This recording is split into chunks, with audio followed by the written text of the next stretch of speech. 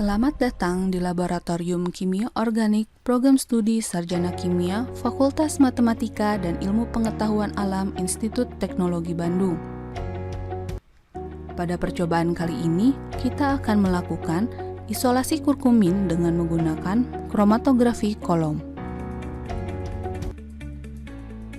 Setelah menyaksikan video percobaan ini, mahasiswa diharapkan dapat menjelaskan teknik-teknik dasar kromatografi kolom lapis tipis, dapat menjelaskan prinsip dasar kromatografi, dapat merangkai peralatan kromatografi, dan dapat melakukan isolasi campuran senyawa sampai pemurniannya secara kromatografi kolom dan kromatografi lapis tipis.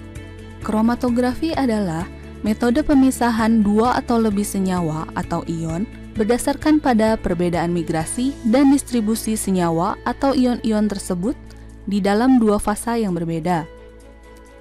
Dua fasa ini bisa berwujud padat cair, cair-cair, atau gas cair. Zat terlarut di dalam suatu fasa gerak mengalir pada suatu fasa diam. Zat terlarut yang memiliki afinitas terhadap fasa gerak yang lebih besar akan tertahan lebih lama pada fasa gerak. Sedangkan zat terlarut yang afinitasnya terhadap fasa gerak lebih kecil akan tertahan lebih lama pada fasa diam. Dengan demikian, senyawa-senyawa dapat dipisahkan komponen demi komponen akibat perbedaan migrasi di dalam fasa gerak dan fasa diam. Kunyit merupakan salah satu tumbuhan yang sudah sangat akrab dengan masyarakat Indonesia. Nama latin dari kunyit adalah Curcuma longa yang termasuk dalam famili Zingiberaceae atau temu-temuan. Komponen aktif dari rimpang kunyit adalah kurkumin atau EE1,7 bis 4 hidroksi 3 metoksifenil 1,6 heptadien 3,5 on yang biasanya terdapat 1,5 sampai 2% dari berat rimpang kunyit kering.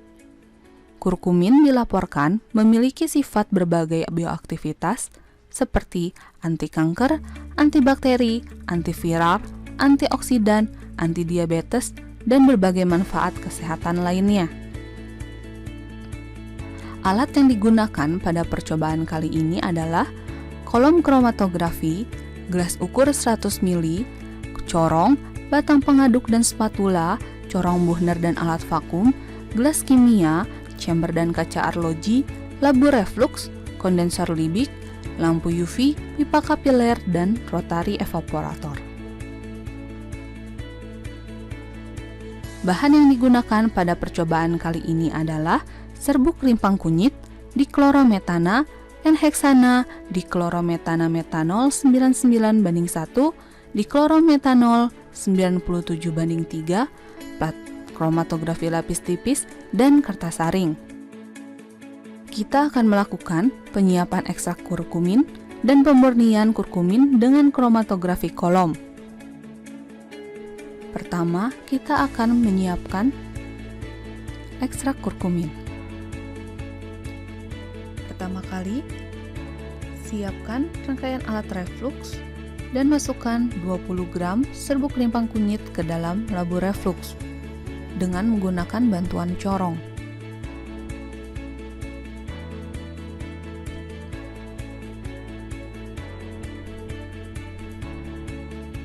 Siapkan diklorometana dan ukur sebanyak 50 ml menggunakan gelas ukur.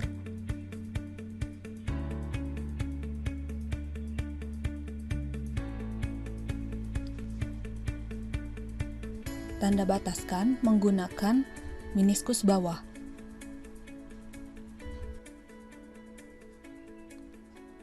Tuangkan ke dalam labu reflux sambil dibilas pada bagian permukaan corong. Pasangkan kondensor untuk mereflux. Menggunakan kondensor model kondensor Liebig. Nyalakan air dan pastikan arah air mengalir dari bawah ke atas. Set suhu sesuai dengan yang dibutuhkan dan tunggu reflux selama 1 jam.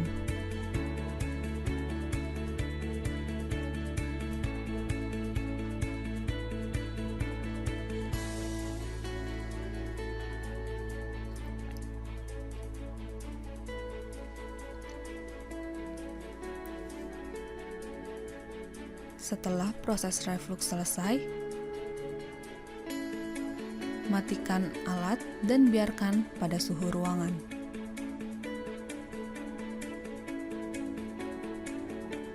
Berikut hasil reflux setelah dingin dan lanjutkan ke tahap penyaringan.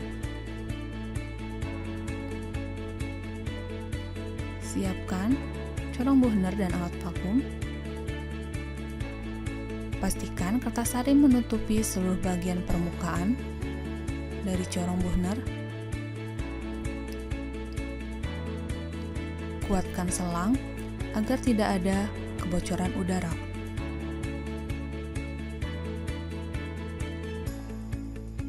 Dan tuangkan hasil campuran reflux.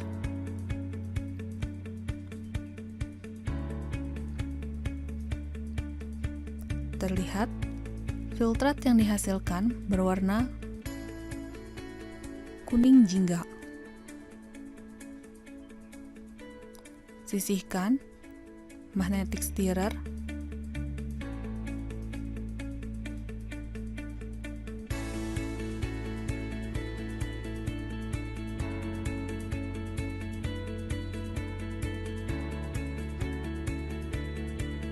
Berikut hasil filtrat yang diperoleh dari ekstrak kurkumin. Kemudian lanjutkan proses penguapan menggunakan alat rotary evaporator. Masukkan ke dalam labu evap.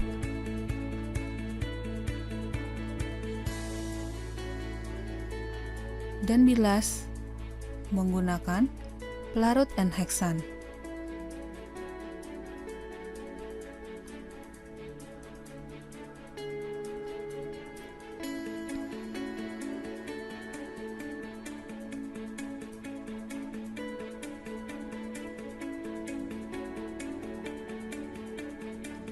Dan pasangkan ke dalam alat evap. Pastikan terpasang dengan benar.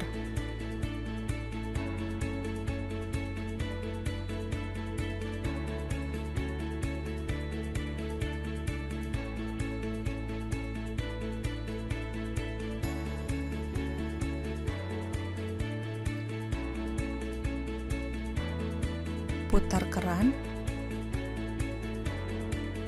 untuk menutup aliran udara keluar. Kemudian, atur suhu dan kecepatan putaran labu.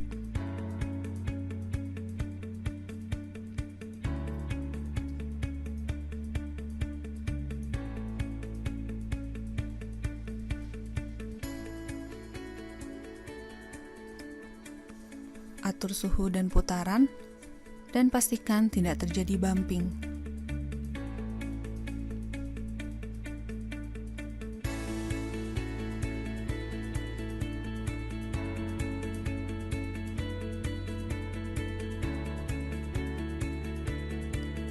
Berikut labu penampung pelarut hasil penguapan.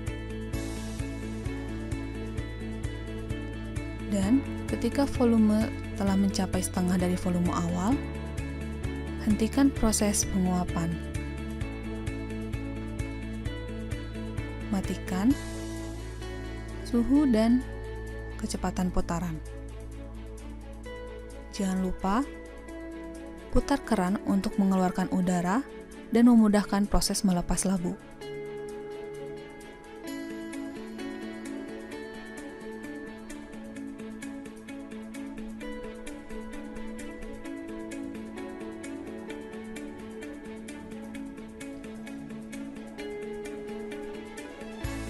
Tambahkan 20 ml N-hexan,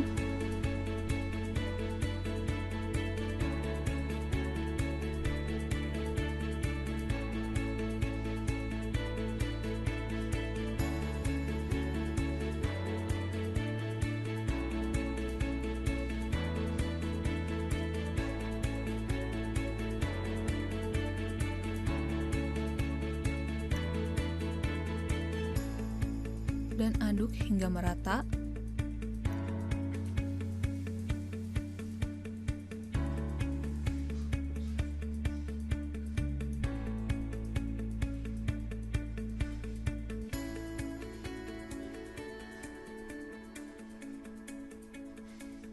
Pasangkan kembali selang.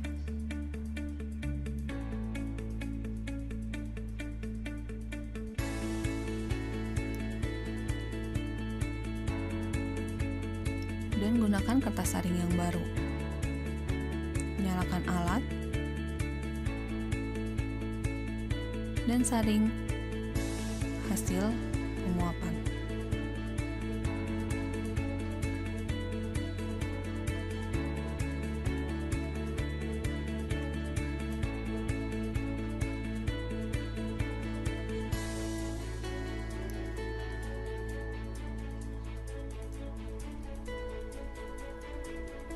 Berikut residu hasil penyaringan yang merupakan ekstrak kurkumin. Pemurnian kurkumin dengan kromatografi kolom. Siapkan kolom kromatografi, klem, dan statif. Pastikan statif dan kolom tegak lurus.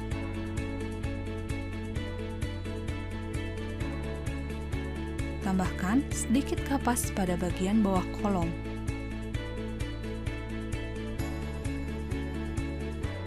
Siapkan 15 gram silika sebagai fasa diam.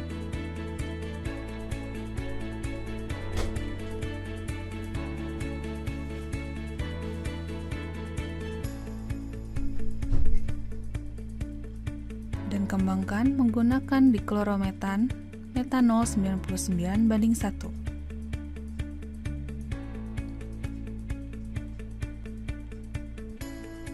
Tambahkan laruan tersebut secukupnya.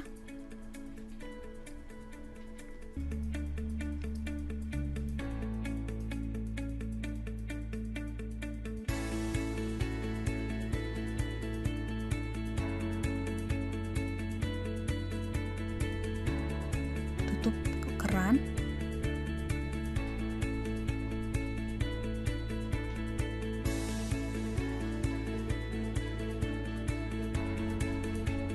Tuangkan silika yang telah dikembangkan secara perlahan.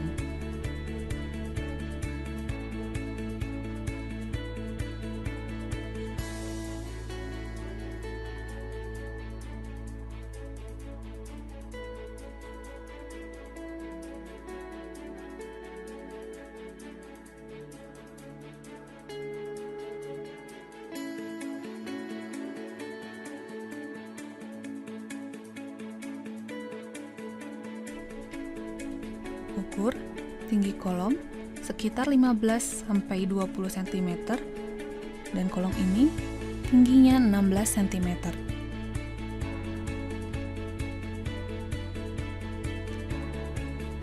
Ambil 0,3 gram ekstrak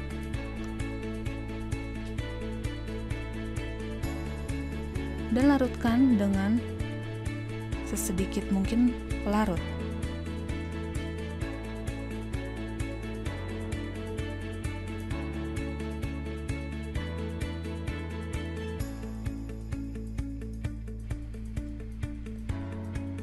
Turunkan pelarut hingga pada batas silika. Teteskan ekstrak secara perlahan pada bagian atas kolom menggunakan pipet dan jangan sampai merusak permukaan kolom. Tambahkan eluen diklorometan metanol 99:1 secukup. Berikut hasil tampungan fraksi yang pertama.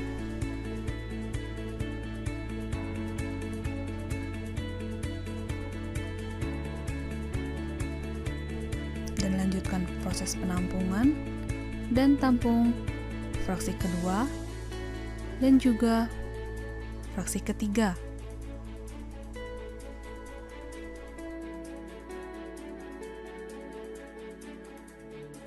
Lakukan uji kemurnian dengan menggunakan kromatografi lapis tipis. Siapkan plat KLT dan tandai garis batas bawah dan batas atas seperti pada gambar.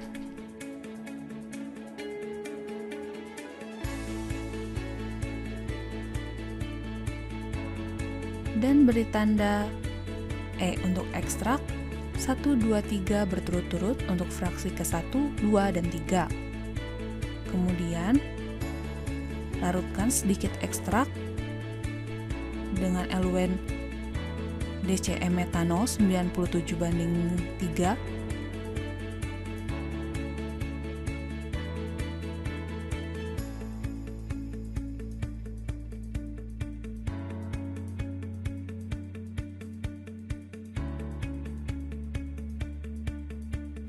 Dan totalkan ekstrak tersebut pada plat sebagai standar perbandingan menggunakan pipa kapiler.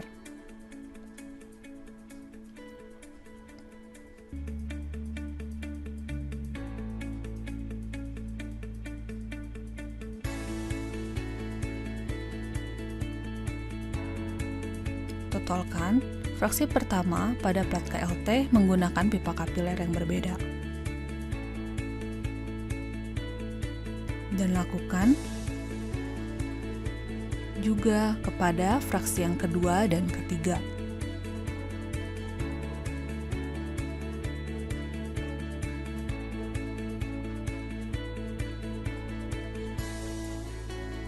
Kemudian siapkan chamber, masukkan eluen di klorometan metanol 97:3. Pastikan tinggi eluen tidak melebihi garis batas bawah pada plat KLT. Letakkan kertas saring di dalam wadah.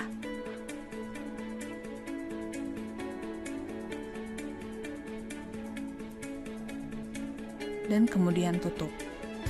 Tunggu hingga jenuh.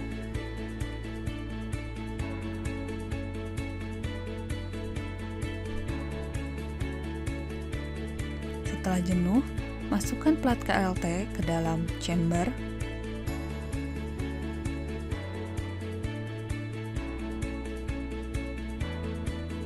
Perhatikan pelarut terus naik dari bawah ke atas dan tunggu pelarut tersebut mencapai garis batas atas.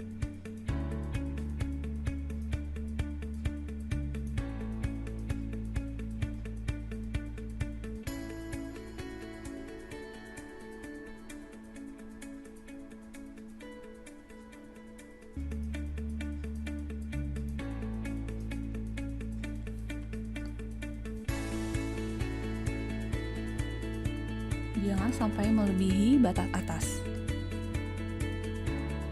Kemudian keluarkan.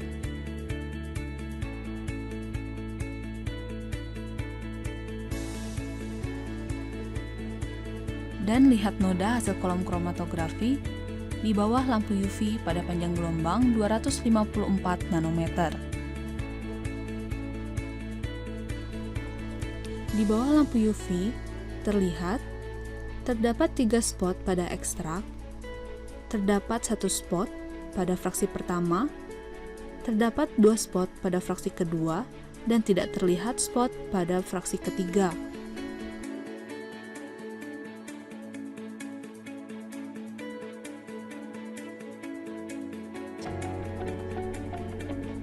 Sekian video praktikum kali ini, semoga bermanfaat.